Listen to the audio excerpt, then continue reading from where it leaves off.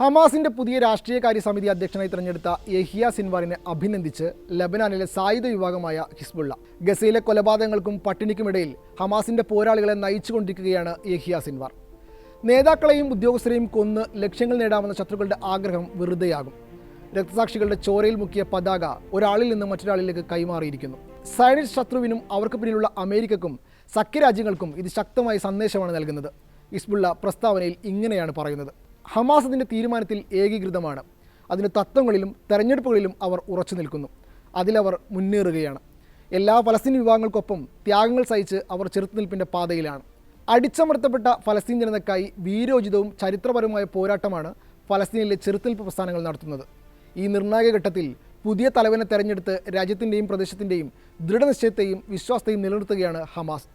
സമ്പൂർണ്ണ വിമോചനം നേടും വരെ പരിശ്രമങ്ങളെ ഏകീകരിക്കാനും പോരാട്ടത്തിൽ തുടരാനുമുള്ള അവരുടെ ദൃഢനിശ്ചയത്തെ ഇത് ശക്തിപ്പെടുത്തുന്നു. ഹിസ്ബുള്ളയുടെ പ്രസ്താവനയിൽ ഇങ്ങനെയും കൂട്ടിച്ചേർക്കപ്പെടുന്നുണ്ട്: തങ്ങളുടെ കമാൻഡറെ കൊലപ്പെടുത്തിയതിന് ഇസ്രായേലിന് കനത്ത തിരിച്ചടി നൽകുമെന്നും ഹിസ്ബുള്ള മുന്നറിയിപ്പ് നൽകിയിട്ടുണ്ട്.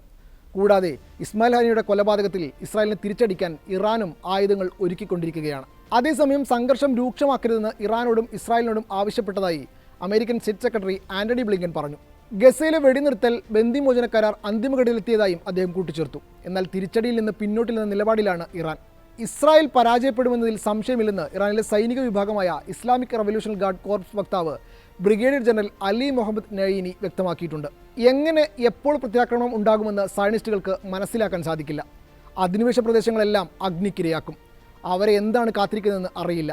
അവർ ഭയത്തിലാണ് കഴിയുന്നതെന്നും അദ്ദേഹം കൂട്ടിച്ചേർത്തു. ദിവസങ്ങളായി ഇറാൻ മിസൈൽ ലോഞ്ചറുകൾ കൊണ്ടുപോവുകയും സൈനികാഭ്യാസങ്ങൾ നടത്തുകയും ചെയ്തതായി അമേരിക്കക്ക് വിവരം ലഭിച്ചതായി റിപ്പോർട്ടുകളുണ്ട്. ഇസ്രായേലിനെതിരായ ഇറാൻ്റെ ആക്രമണം ചെറുക്കാൻ ബൈഡൻ ഭരണകൂടം പരമാവധി പ്രവർത്തനങ്ങൾ നടത്തുന്നുണ്ട്. എന്നാൽ ഇറാനോടൊപ്പം ഹിസ്ബുള്ളയും ഹൂതികളുമെല്ലാം ഒരുമിച്ച് ആക്രമിക്കുമെന്ന ഭയത്തിലാണ് അമേരിക്കയുള്ളതെന്നും പത്രങ്ങൾ വ്യക്തമാക്കുന്നു. അതേസമയം മേഖലയിൽ വർദ്ധിച്ചു വരുന്ന സംഘർഷഭീതിയുടെ പൂർണ്ണ ഉത്തരവാദിത്തം ഇസ്രായേൽ വഹിക്കണമെന്ന് ജോർദാൻ ഉപപ്രധാനമന്ത്രി ഐമൻ സഫാദി പറഞ്ഞു. ഇസ്രായേലി അധിനിവേശ ഭരണകൂടത്തിൻ്റെ ആക്രമണം തടയാനും തീവ്ര വലതുപക്ഷ സംഘങ്ങളുടെ അജണ്ടയിൽ നിന്ന് പ്രദേശത്തെ സംരക്ഷിക്കാനും ലോക സമൂഹം നടപടി സ്വീകരിക്കണമെന്നും അദ്ദേഹം ആവശ്യപ്പെട്ടിട്ടുണ്ട്.